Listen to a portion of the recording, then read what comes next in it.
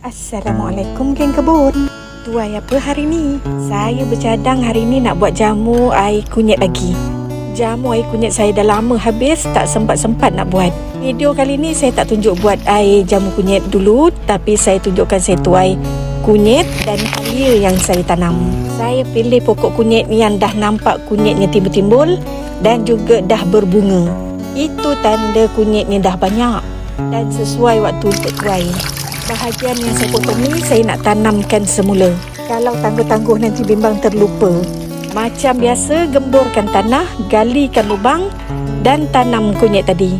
Tadi saya basahkan tanah ni untuk mudah cabut kunyit, jadi nampak macam berketul-ketul sikit. Tanah yang gembur menyuburkan pokok kunyit saya.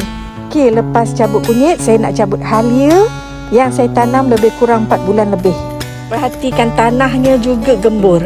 Seronok tengok halia yang saya tanam ni, montel-montel. Saya cuba tuai halia ni tanpa mencabut pokoknya. Kali pertama berjaya, tapi kali kedua bila saya cuba lagi sekali, tercabut pokoknya. Seronok tengok hasil halia saya tanam montel-montel macam ni.